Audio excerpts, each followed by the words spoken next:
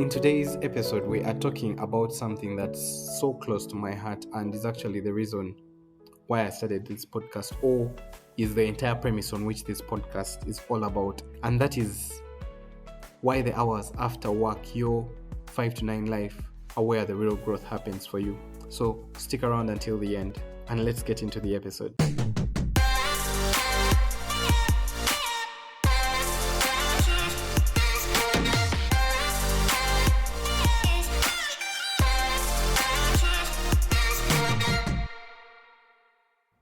Hello, everyone, and welcome back to the 5 to 9 Job podcast. I'm your host, Raymond, and today we are talking about why the hours after work are where the real growth happens in life. Now, let me be honest with you, I didn't always think this way. There were days I would clock out of work and go home and just open my movie box on my laptop and watch some shows because, I deserved it.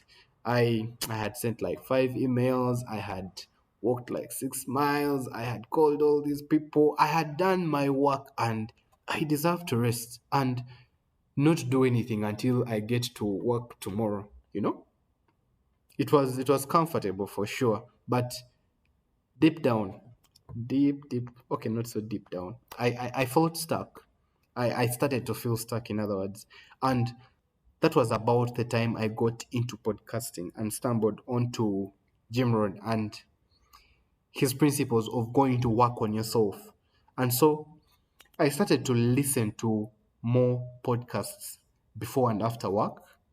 I read more before and after. I exercised a little because it was still like default that I would go to court after work, all that. And with time, it just became this whole, I started to build a life outside of my 9 to 5 that I looked forward to. And then fast forward a few years after, I actually got inspired to start my own podcast, 2 or more years after. And I have to actually credit Bezos Chibozi, the podcast. It came to me that the concept of working on yourself after and before work could be my second job, where I went to work for me, on me, to build a life that was for me. So I ended up actually calling the podcast the 5 to 9 job, dedicated to myself and all the others that are continuously pushing themselves to improve themselves through this whole time. And that's the background. So here is the thing. Before all this, those hours weren't the problem.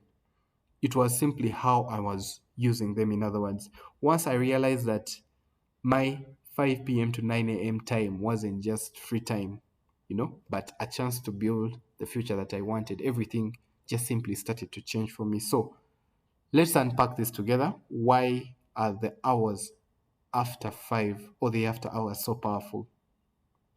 First is that it's about the clarity that these hours give you.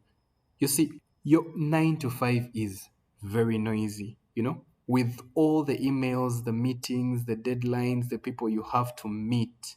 It becomes very noisy. In other words, you can't hear yourself think most of the time, your brain is just jumping from task to task to task. But during the after hours, that's when the world literally goes quiet. And I hope it does for you mentally, It's in that stillness that you can start to ask yourself these meaningful questions. That is when people start like meditating. That is when people get time to do activities like journaling.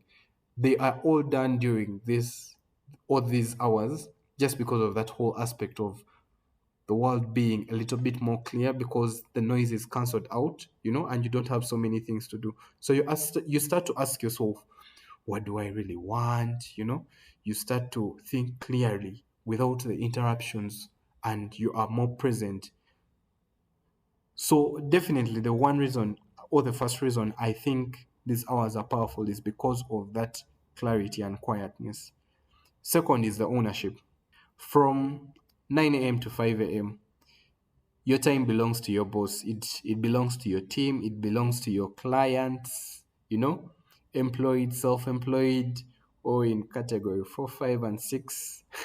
I don't want to go through all those, but Your 9 a.m. to 5 a.m. is usually owned by someone else, but for the 5 p.m. time to 9 a.m., usually it's all yours. It's actually a gift, those few sacred hours where you can pour into yourself. You pour into your dreams, you pour into your passions, you pour into the things that you want to give your time to, you know, to be selfish with that time. I have sincerely struggled with this because I had no cutoff point for work, and I would take work home, I would bring back work, I would wake up and work, I would, you know, give away my 5 to 9 time. But I am learning to be more selfish with my time, to keep it more to myself, and to try to know that this is time that I've actually earned, that is mine, so I need to own it. So second would be the ownership. Three is the ability to be consistent in this time. You see, growth doesn't happen in these big dramatic moments like it is written in biographies and in movies in most cases. It happens in these tiny, almost invisible actions that you take every day. Like that whole thing of writing 1 page of a book a day and ending up with 365 pages in a year. Sending one email for your side hustle, spending 10 minutes in meditating. Those are all small steps that, when done repeatedly, can move mountains. So during your 9 to 5, trust me, you're not going to get time to block away a good, let me say, 30 minutes to journal and be mindful, unless you are that privileged. But blocking out time for these consistent actions is going to be very hard, and that is why the best habits to build are during your 5 to 9. It might need more discipline, because you're already tired and everything, but that is how you actually want it. And later on, it helps you to feel like you earned it because you did it anyway. And that is how you grow faster than everyone else. So I think having this in mind, I should have already convinced you that you need to be more mindful of how you're spending your time after 5. You need to be using every chance you have or every chance you get to get ahead of everyone else. So that is the why. And for all of you that are always, always working to get better, just remember that growth isn't about doing more. I've been talking about doing all these things during your 5 p.m. to 9 a.m. I'm not saying go out and do more. I don't want you going all out and burning out at the same time. I mean, even me myself, I'm not doing that. I want you to be very cognizant of the sacrifice you are making, but at the same time, be mindful that if you are not being intentional, you're not going to get the best out of this. So some nights growth might look like hustling on your passion projects. Other nights it might look like resting, journaling, or spending quality time with your loved ones. So both are very valid as long as they align with what you value most.